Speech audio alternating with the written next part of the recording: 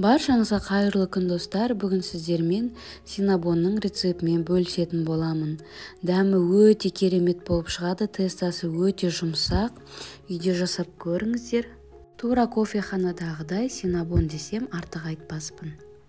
Тестасына ешқандай да күмәнданбаңыздар. Үйде жасап көріңіздер. Дәмі өте керемет болып шығады. Ал енді тестасына кірісеміз. Ол үшін бізге 250 грамм жылы сүт керек. 70 грамм қантты саламыз.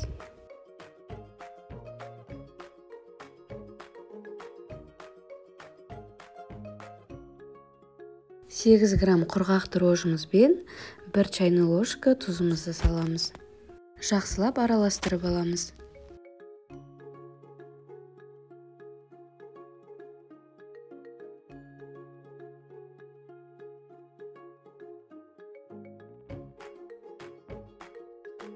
Ерітілген 80 грамм сары майымызды құямыз. Және 2 жұмыртқамызды салып, тағы да араластырамыз.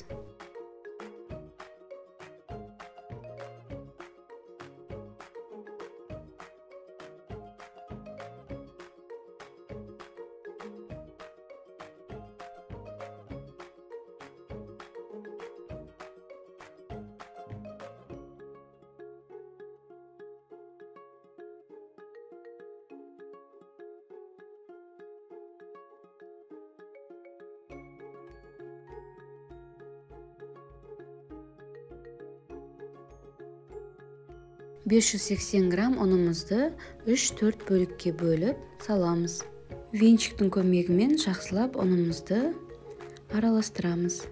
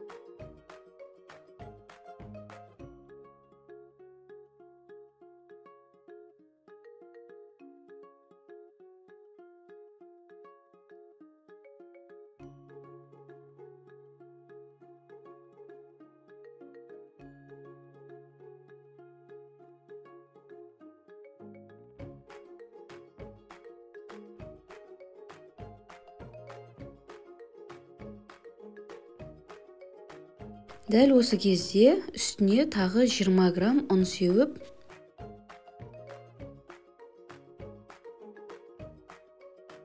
ұнымызды толық салып болғаннан кейін тағы да үстіне 20 грамм ұнды салып, қасықтың көмегімен араластырамыз.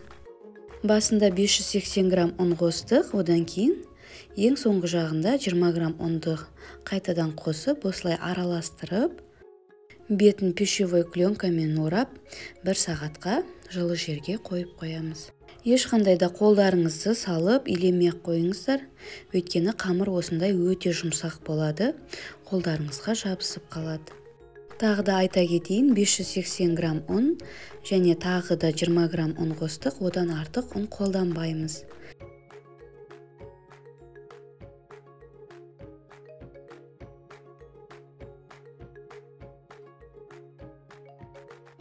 Бір сағат жылы жерде тұрып, қамырымыз ашыды, осылай керемет болып көтеріледі.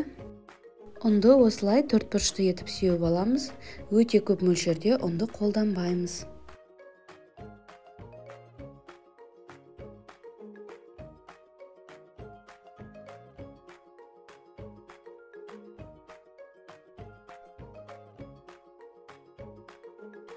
Тестамызды 50-де 30 диаметрлі етіп жаямыз. Ұзындығы 50 см, ені 30 см етіп жайып аламыз.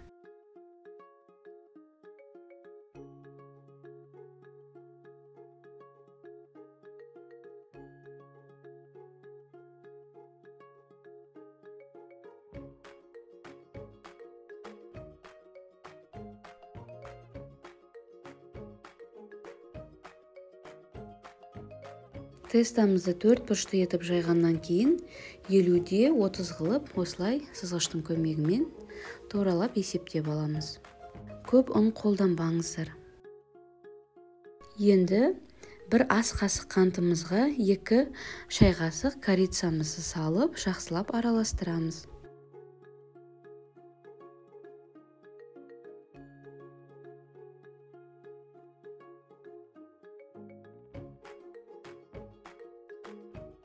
Тестамызға 60 грамм бөлме температурасында еріп тұрған сары майымызды бір келкі етіп жағып шығамыз.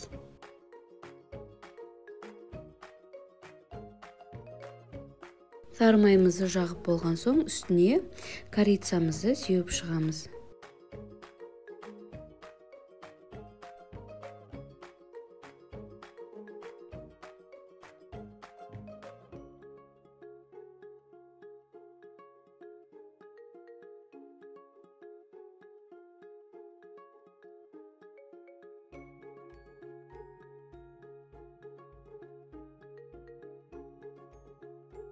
Тестамызды осылай орап шығамыз.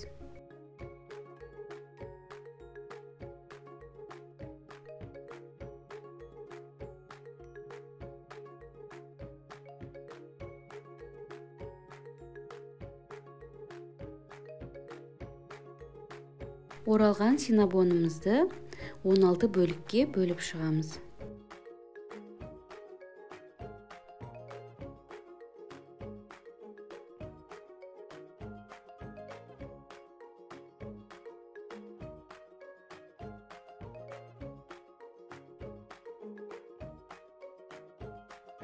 Печкамыздың домалақ формасына 16 штук синабонымызды орналастырып шығамыз.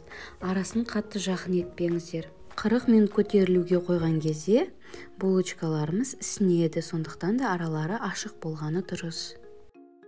Формамызға синабондарымызды орналастырып болғаннан кейін пищевой пленкамен бетін жауып 30-40 минутқа көтерілгенше қоямыз. Мен тура 40 минут қойдым көтерілуге. Көріп тұрғандарыңыздай ісінеді булочкаларымыз. Алдын ала қыздырылған 180 градустағы печкамызда 25-30 минут пісіріп аламыз.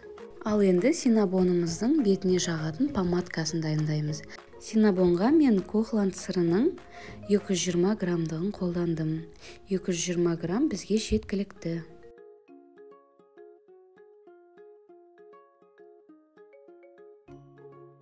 Енді творожный сырымыздың үстіне 3-4 ас қасық сахарный пудра саламыз. Әркім өз қалауынша сала берсін. Егер де сізге қанты көбірек болсын десеңіз, сахарный пудраны тәттілігі өзіңізге ұнағанша сала берсеңіз болады.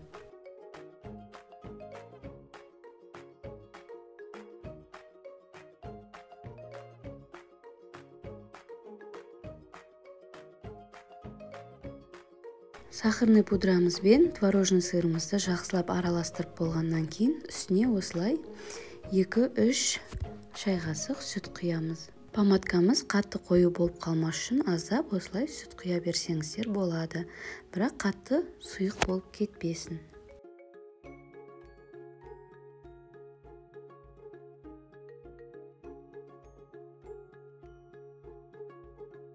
Дайын болған кремімізді синабонымыздың бетіне бір келкі етіп жағып шығамыз.